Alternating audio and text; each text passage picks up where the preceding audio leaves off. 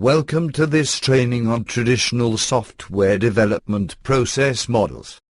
A software development process model is also called software lifecycle. I will use both expressions in this training. In this part of the training I will give you some information about the so-called V model.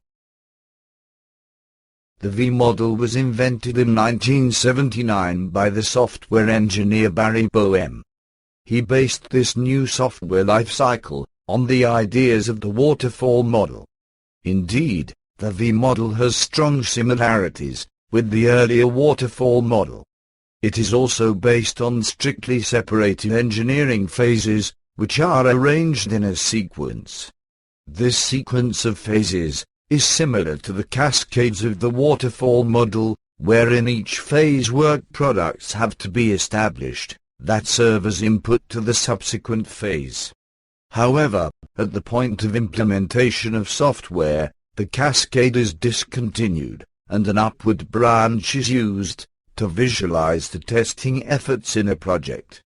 The reason for this new way of visualization is that in the late 1970s a new and strong emphasis on systematic software testing swept through the software community.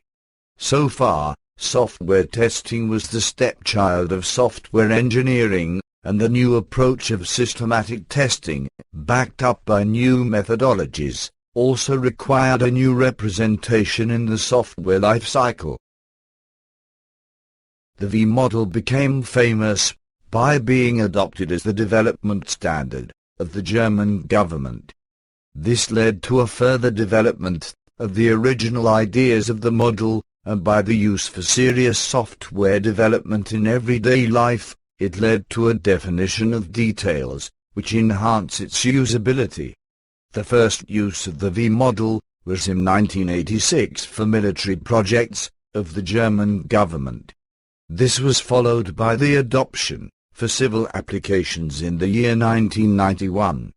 The model was further developed and improved, and in 1997 there was the release of the V Model 97, which also considered the demands of object-oriented programming. The so far last release was in the year 2005. This was the V Model XT, where XT stands for Extreme Tailoring. This version supports a better tailoring for various project types and project sizes. Generally speaking, the V model of the German authorities goes far beyond the original ideas of the V model. It also defines process areas like project management and configuration management, which have been so far neglected by the traditional V model. However, these are the details and additions which make it really usable for serious software development. But now let us look into the basic characteristics of the V model. The number of the steps in the V model is not defined. It can be tailored as appropriate for the product that shall be developed using this life cycle. Therefore, like in this example, it could be used for system development, or by omitting the system development activities, it can be used for pure software development. The V model is strictly sequential, and uses a top-down approach. The earlier phases deal with requirements, followed by design, before coding or any other form of implementation is started. Consequently, the later phases deal with test, followed by the production and maintenance of a product. The novelty in the V model is that we now find design activities with a correlating testing activity. In the waterfall model, this principle was not defined. Typically there was some sort of testing phase in the waterfall model, without clear correlation to any of the design activities. In the V model, we find a software unit test that tests the individual software units. This testing checks each software unit as soon as the source code is established. After this, the software units will be integrated, and the integrated units are tested against the software architecture.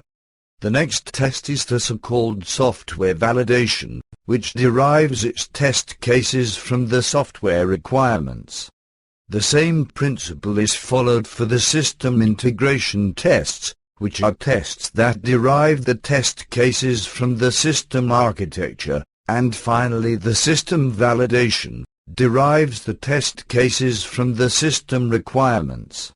Therefore it can be said that the V model is a clear enhancement of the waterfall model, because it defines specific design activities and their correlating testing activities. Like in the waterfall model, also in the V model one phase has to be completed before the next phase can be started. For better visibility I show only two phases, and the transition between the two phases in this example. Of course the same principle applies to all other phases defined in the model. A phase is considered to be completed as soon as the assigned work products have been established and verified. Verification can be done, for example, by a document review. Sometimes so-called gates or milestones are invented to check and assure that a phase has been completed. Only after this gate has been passed, the next phase or activity of the V model can be started. Passing a gate can be, for example, a decision meeting or management signature. Iterations between two subsequent phases are usually not possible, or required to run the complete process again. Like the waterfall model, the V model is also document-focused. In a system requirements engineering phase, a system requirements specification will be established, which serves as input for the subsequent system architecture phase. The novelty is now that after the system requirements are established, the system validation test specification can be immediately derived from it. This allows to parallelize work to a certain degree. A tester can start to derive the system validation test cases, while the system architect is working on the system architecture. The same principle applies also to the subsequent activities and their related tests. Generally speaking, the V model allows a smoother development. Tests and integration can be executed as soon as the source code is finished, without delay caused by writing test specifications. In our example, when it comes to system validation, the already existing test specification can be used for system validation testing. This leads to a smoother testing phase and a release of the product with as little delay as possible. Now let us look at the advantages and disadvantages of the V model. The advantage of the model is that the phases are clearly separated from each other, and it is clear what is expected in each phase of the product life cycle. This allows a simple planning and control of any development project following this process. If the requirements are fixed and stable, this model allows an exact estimation of the required efforts and costs to run the project. A further advantage is that there is a defined correlation between design and test activities, which was not present in the waterfall model. Generally speaking, in the V model we have a clear definition of the expected design and test steps, including their work products. However, there are also a lot of disadvantages of this product life cycle. The disadvantage of the V model is that in real-life phases cannot be strictly separated. Phases may overlap and run in parallel for a certain time. Iteration loops between subsequent phases are usually needed, and there may be even a need for iteration loops jumping back over one or two phases. This cannot be reflected in the model. A strong sequential approach, as it is demanded by the V model, is not necessary and not productive in real life. For example, tests could be already set up for finished software modules, while other modules are still in the coding phase. This means that overlapping phases are usually more productive and save development time. Requirements are rarely complete at the start of a project. Requirements might change, or new requirements may be added, throughout the lifetime of a project.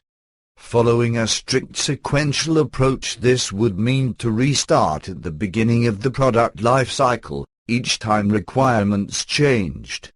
Errors in the new product are discovered very late in the testing phase. Bug fixes would require the project to run through the complete product life cycle again. The product is available late. There is no chance to deliver a product sample until the end of the product life cycle is reached. This requires a lot of patience from your customer. The danger is that the product is outdated at that time, or that the customer does not accept it, and the development has to be started all over again. Taking the disadvantages of the original V model into consideration, some adaptation have been made by the industries using the model to achieve a better fit to reality. For example, it is quite common to work with a number of subsequent V cycles rather than a single one.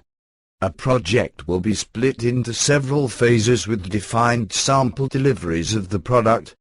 The first project phase would implement the known requirements, and a sample will be delivered to the customer at the end of this phase. This sample can be used for validation by the customer, followed by a feedback to the vendor. The vendor can then include the feedback results in the second sample phase. The second delivery will then include the changes due to the customer wishes, plus the implementation of requirements that have been planned to be only implemented in the second sample phase. In the industry, it is quite common to work with multiple V cycles with up to 4 or 5 sample deliveries before the final product will be released. If the product is only a variant of an already existing product, 1 or 2 V cycles may be sufficient. This adapted VE cycle allows a better interaction with the customer and earlier deliveries for validation by the customer. In its original form, the V model, like the waterfall model, cannot be considered as usable. A big benefit of the V model, compared to the waterfall model, is that there is a better definition of phases and work products, and a clear correlation between design and testing activities. To some extent, the V model allows to parallelize design and test specification activities. This allows a smoother workflow than with the waterfall model. By working with multiple V cycles with defined sample deliveries at the end of each cycle, the model becomes usable for many types of projects. This is the end of our lecture on the V model. Thank you for watching.